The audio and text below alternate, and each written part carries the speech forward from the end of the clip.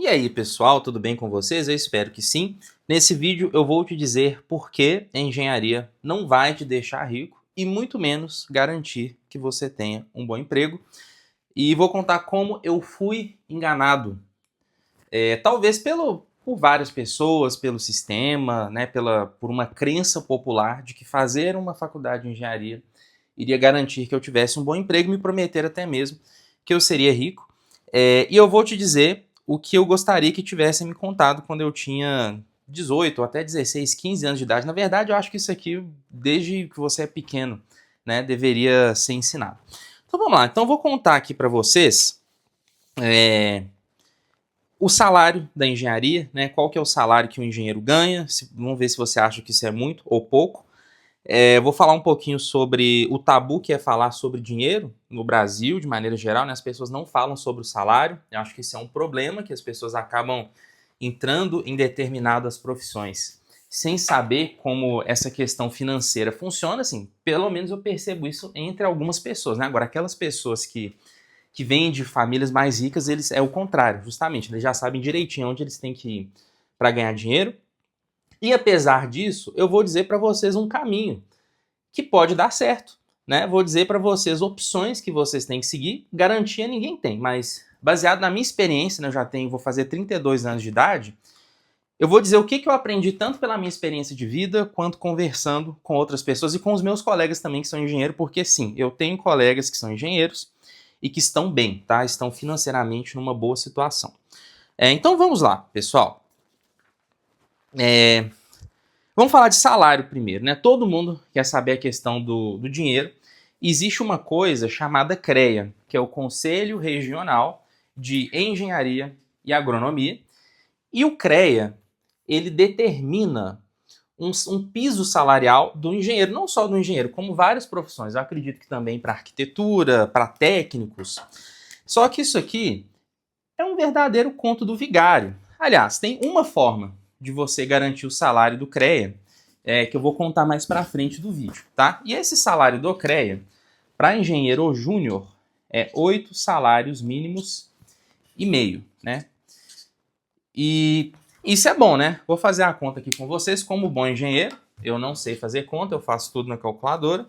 Então vou fazer aqui com vocês, ó, vamos ver quanto que dá isso. Então nós temos 8 salários mínimos vezes 8,5. 8,5 vezes, vou arredondar aqui para R$ 1.500, acho que tá em torno disso. Então dá 12.750, que é um salário muito acima da média do Brasil. Então, se você ganhar 12.750, tudo bem que você vai ter imposto de renda, você vai ter INSS, vai ter um monte de desconto, mas ainda assim, né, mais de 95% da população do Brasil ganha menos que 5 mil por mês. Então, pelo menos estatisticamente, você já estaria na elite, né, do Brasil. Só que o golpe é que as empresas, elas usam uma forma muito engenhosa de não pagar esse salário, né, que eu vou falar mais pra frente, né, o golpe que as empresas usam para não pagar isso. E só que tem um tipo de empresa que você garante receber isso aqui, tá? Que eu vou falar nas próximas páginas. Uma coisa muito ruim é o tabu de se falar sobre dinheiro, né? Eu trabalho na indústria, aliás, eu não trabalho mais na indústria, mas eu já trabalhei na indústria desde que eu comecei a fazer curso técnico, desde que eu era estagiário, eu trabalhei em empresas de engenharia, né? Então meus primeiros empregos foram todas em empresas de engenharia, e o pessoal nunca falava de salário, né? Eu perguntei uma vez pro meu chefe quanto que eu iria ganhar se eu fosse contratado quando eu era estagiário. Ele teve a pachorra de me falar que ele não sabia. E era mentira, porque era ele que assinava o contra-cheque de todo mundo, né? Então, infelizmente, existe essa cultura no Brasil, fica todo mundo meio perdido, né? Mas você não vai ficar perdido, porque eu vou te dizer exatamente aqui o que as pessoas têm medo de falar. Então, vamos lá, vamos ver qual que é o caminho para dar certo, né? Olha, o caminho para dar certo é você ter flexibilidade, porque garantia é uma coisa que não existe, infelizmente. Então você tem que ser flexível, e eu vou dizer aqui como que você tem essa flexibilidade no mercado de trabalho. Principalmente você aí que quer seguir engenharia ou talvez até outras coisas também na área de exatas. Então vamos lá. É muito comum quando a gente está no ensino médio, né? Você é bom em matemática e aí você fica em dúvida sobre qual faculdade você deveria fazer, qual profissão você deveria seguir. Recentemente, um rapaz me chamou no Discord, um rapaz de 16 anos, está no segundo ano do ensino médio, e ele me disse exatamente isso. Eu já ouvi muitas vezes esse discurso, né? A pessoa é boa em matemática, aí você vai perguntar para os mais velhos e o que eles vão te dizer? Faça engenharia para você garantir um bom emprego, porque na época deles, eles lembram que nas empresas que eles trabalhavam, né, que o engenheiro ganhava muito. Aí você vai lá na internet, você vai olhar a mídia, né? Vai olhar quanto que o engenheiro ganha. E eles vão te dizer justamente isso aqui, que o engenheiro ganha 8 salários mínimos e meio. Então você vai imaginar, então se eu formar engenharia, quer dizer que eu vou ganhar 12.750. E aí é por isso que as pessoas acabam indo para engenharia. E eu perguntei para o rapaz, né, para ajudá-lo na escolha dele, por que ele queria engenharia, e a resposta dele foi que quase todo mundo que está fazendo engenharia, que é porque quer a garantia de um bom emprego, né? Então vamos lá.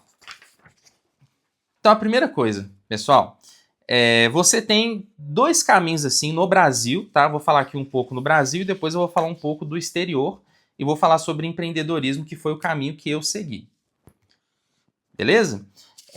Então vamos lá. Na academia, você pode seguir o mesmo caminho que você seguiria se você fizesse física e ou matemática, tá? Porque aí você vai... Aliás, física e matemática você pode fazer licenciatura e dar aula também, né? Um caminho que eu não vou abordar muito esse lado aqui da docência, né? Mas eu acho que academicamente a engenharia talvez não seja tão diferente da física e da matemática, até porque você pode transitar entre as áreas, né? Você faz engenharia elétrica, às vezes você pode fazer mestrado em engenharia mecânica, ou você pode fazer mestrado, doutorado na área de física, enfim, na pós-graduação essas áreas correlatas elas são assim até abertas, né, em relação ao que você pode fazer. Então o caminho acadêmico, né, porque até o rapaz que veio me procurar, ele falou isso, que ele gosta de estudar e ele gostava de matemática. Então se você gosta de estudar, com certeza você tem que ir para academia, você vai ter que ter notas boas, você vai ser um pesquisador, vai ter que ler artigo, é legal demais, tá? Meu sonho de pequeno era ser cientista, era ser pesquisador, só que qual que é o problema da academia? É o tempo, né? Porque você vai fazer mestrado e doutorado, você não vai ser considerado como um emprego, você vai receber uma bolsa e essa bolsa não é suficiente para manter as suas necessidades básicas. Então, ou você tem algum tipo de auxílio da sua família, né? Ou então você pode tentar conjugar, trabalhar com fazer mestrado, doutorado, que é possível, tá? Eu fiz um vídeo falando por que eu desisti do mestrado, né? Todos os vídeos que eu vou citar estarão linkados aqui na descrição.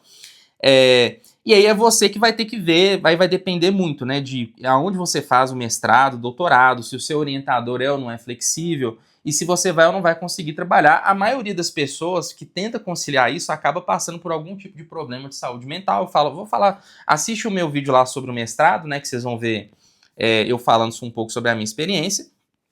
E aí, para piorar ainda, né, na hora que você vai fazer a banca, né, vamos supor, você fez mestrado 2 anos, doutorado mais 4 anos, então 6 anos, mais um pós-doutorado, sei lá, não sei, um pós-doutorado, sei lá, não sei se são 3 anos, né? Mas aí você vai ficar quase uma década ali, às vezes só com uns 40 anos você vai conseguir seu primeiro emprego, aí vai ter uma fase de banca de seleção, né? Porque você vai ter que buscar emprego em universidades, sejam elas públicas ou privadas. A universidade pública, ela dá uma estabilidade maior e paga melhor também do que as universidades privadas, que são poucas, a maioria das instituições privadas são faculdades, não são universidades. Eu já vi muita gente reclamando que a banca às vezes não é justa. Você chega numa banca para fazer uma entrevista, aí tem o fulaninho lá que é amigo de não sei quem, e aí ele acaba pegando a vaga mesmo não sendo tão qualificado quanto você. Ou seja, então por mais que você tenha um doutorado, vai ser difícil de você garantir uma posição de pesquisador e professor em uma universidade pública ou privada. Agora, se você conseguir, você vai ganhar bem, tá? Isso aí não tem como negar. Conseguindo, aí parabéns, você conseguiu, você vai ter ali uma cátedra, você vai ter estabilidade, você vai ser funcionário público. Espero que você não faça os seus alunos sofrerem, né? Mas, pelo menos financeiramente, eu acho que você tem uma vida estável. Então, é possível, tá? Eu não estou aqui para dizer que nada é fácil, tá, gente? Eu estou aqui para dar caminhos para que vocês possam escolher, e tem muita gente que escolhe esse caminho e se dá bem. Agora, vamos falar um pouquinho sobre o setor privado, né? Você tem empresas, na verdade, que são tanto públicas quanto empresas privadas. Vamos falar sobre o salário do CREA, que eu falei com vocês que as empresas davam um jeito de não pagar. As empresas privadas, o que elas fazem? elas veem que a lei obriga elas a pagar 8 salários mínimos e meio para o engenheiro. E aí, o que elas fazem? Tudo bem, você é engenheiro? Então, na sua carteira eu não vou colocar engenheiro, eu vou te colocar auxiliar de construção pleno. Olha, fica até bonito. Só que aí ele não vai pagar esse salário aqui de 12.750. E aí, gente, eu já vi de tudo, tá? Tem gente ganhando um salário mínimo, talvez seja exagero, 2 salários. E aí tem de tudo, tá? Tem gente que vai ganhar até mais do que isso aqui. Às vezes você vai para um cargo sênior. Mas aí, o que vai depender isso aqui? Vai depender de muitos fatores, né? Que não são ensinados, às vezes, na faculdade. Então, o que você pode fazer? O que alguns colegas meus fizeram e que eu fiz e deu certo também? Você pode simplesmente mudar de emprego, tá? Tem estatísticas comprovando que quando você muda de emprego, você tende a aumentar mais seu salário. Por quê? Porque você já tem um salário fixo ali que você está recebendo. Vamos supor, você está recebendo R$5.000. E aí, tem uma outra empresa que está precisando de um profissional. A empresa que está precisando de um profissional, ela está numa situação de vulnerabilidade. Por mais que as empresas elas tendem a transmitir para a gente que elas não precisam da gente, mas elas precisam sim. Se ela não tiver o funcionário ali para trabalhar, a empresa quebra. Então, a tendência dela é estar mais aberta a negociar do que a empresa que já está ali com você, tá? Então, se você não está satisfeito no seu trabalho, vai mandando currículo, tá? Não deixe de mandar currículo. Todos os dias mande o seu currículo para outros lugares.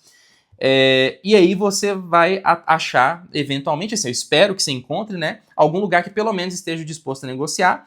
E aí você ganha um poder de barganha, né? Tanto na empresa que você está, por exemplo, você está ganhando 5.000, aí você chega e fala assim pro seu chefe, cara, me ofereceram 7 aqui, e aí? Né? Semana que vem eu tô indo embora, você vai bancar? E aí, se ele não quiser bancar, você cai fora, vai para quem está pagando mais. E aí, se ele topar bancar, você tem um aumento ali, tá? Então, inclusive, tem muitos amigos meus que usam essa estratégia e deu certo, tá? Eles foram aumentando o salário deles ao longo do tempo. Enquanto que os outros que ficam ali na empresa, infelizmente, né, eu já vi que ficam... aí que tá, gente. Eu acho que não confie nas pessoas, tá? Confia no seu pai, confia na sua mãe, nos seus amigos, nos seus filhos, né, no seu namorado, sua namorada, esposa, se você tiver. Mas as empresas, às vezes, elas mentem para os funcionários, elas vão dizer que vão dar aumento, só que a empresa, na hora de dar o aumento, a empresa sempre está em crise e esse aumento não vem. E acontece que tem muita gente que fica ali décadas trabalhando na empresa, ganhando pouco, e a empresa não está nem aí, tá? Eu já vivenciei isso, eu já passei por empresas que faziam isso. Então, não tenha dó da empresa, tá? Eu digo isso, seja ético, cumpra a lei, mas não tenha dó da empresa. Inclusive, eu cometi um vacilo desse no meu primeiro estágio, né? Eu lembro que eu estava lá no meu estágio numa empresa pequena, e aí eu tive uma indicação do meu primo, né? Que ele já é mais velho que eu e tal, e ele me passou o contato do colega dele. E era uma empresa, cara, muito maior que esse colega do meu primo trabalhava. Era uma empresa que foi comprada pela General Electric, pra vocês terem ideia. E aí o cara me ligou e perguntou, você já tá trabalhando? Eu falei, estou. Ele falou, então tá, que pena. Se fosse hoje, gente, eu falo, não, mas eu tenho interesse aí em ouvir sua proposta, vamos conversar e tal, vocês têm vaga aí. Mas infelizmente eu era mais vacilão, eu era mais bobão quando eu tinha 18 anos e eu perdi essa grande oportunidade. Então não perca, pessoal, né? Se você tiver oportunidade, agarra. E já que eu falei de indicação, você construir relacionamento é muito importante. Talvez seja até mais importante do que o seu conhecimento técnico.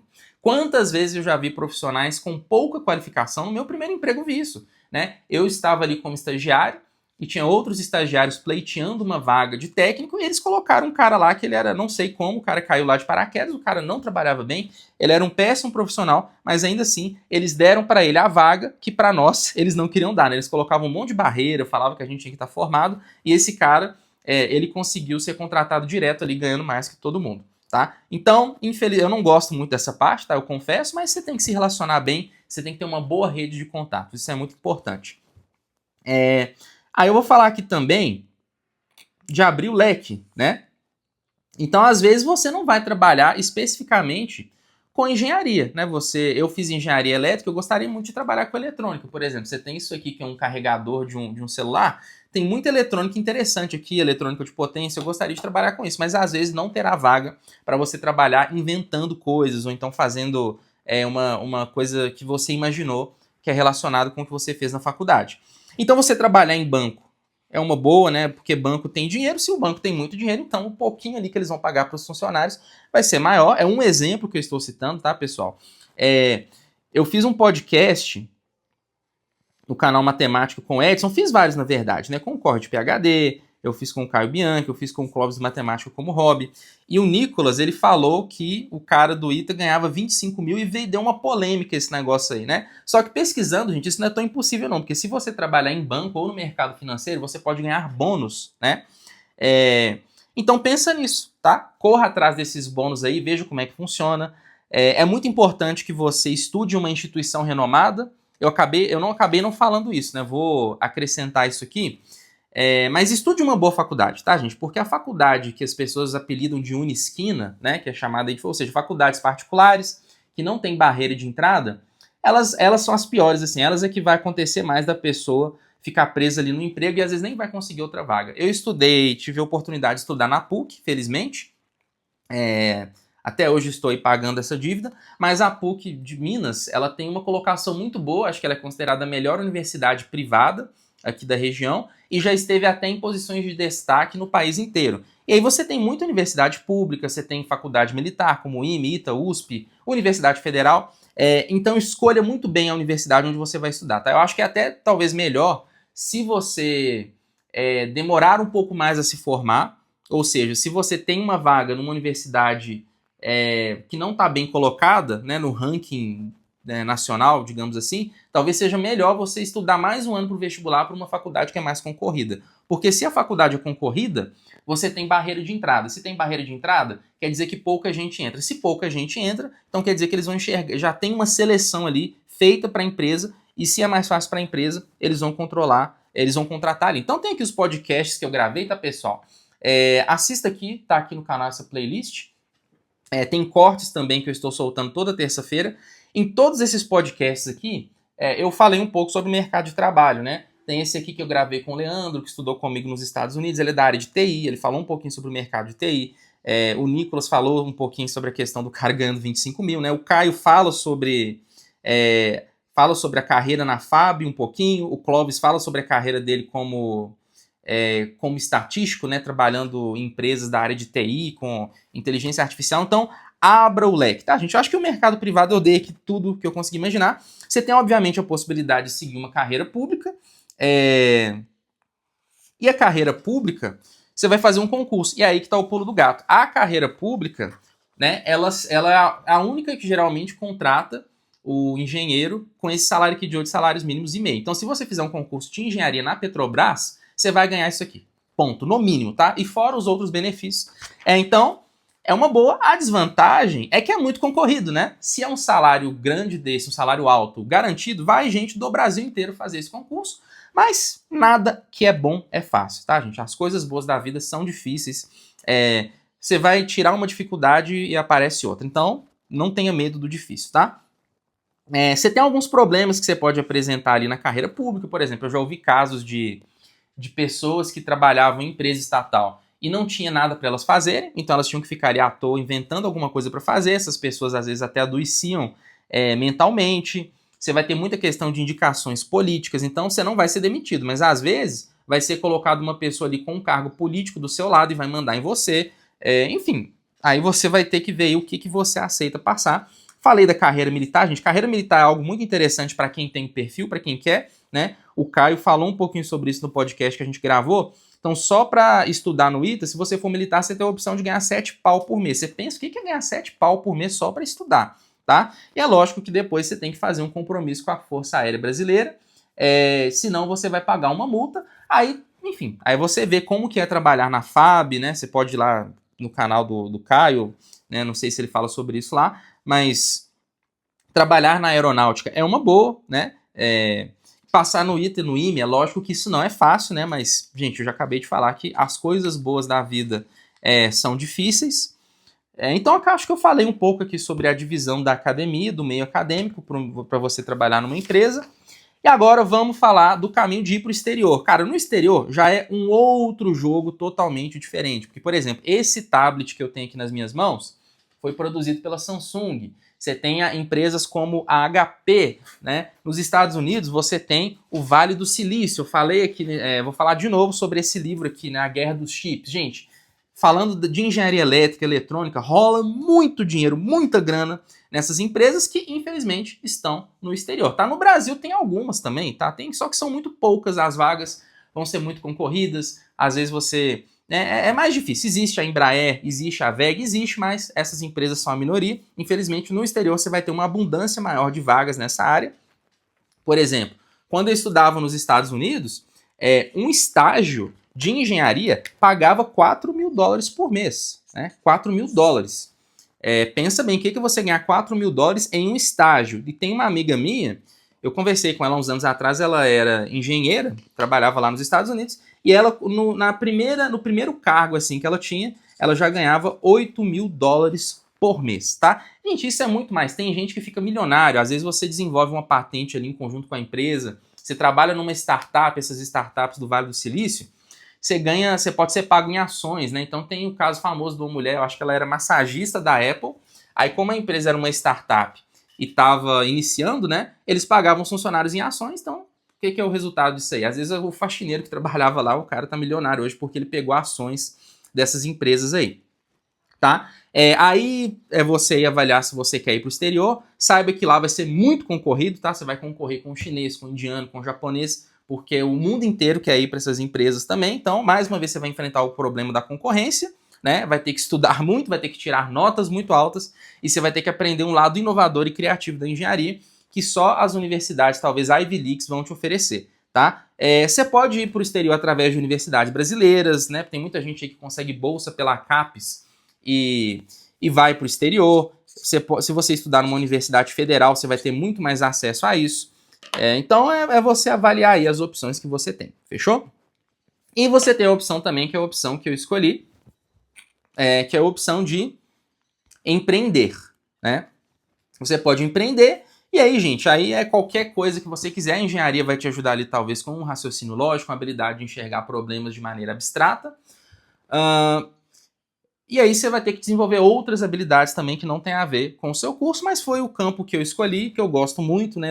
Meu sócio também é engenheiro, que estudou comigo. E até no exterior também, né? Tem muitos engenheiros no exterior que se tornam milionários, justamente porque muito engenheiro acaba indo para essa área do empreendedorismo. Então, nesse vídeo eu falei com vocês, né, sobre por que a engenharia não vai te deixar rico, né? Então, a faculdade em si não vai garantir que você fique rico, mas, apesar disso, eu mostrei aqui um caminho que você pode seguir de carreira e mostrei as opções para você. Espero que tenha ajudado. Um grande abraço e até mais.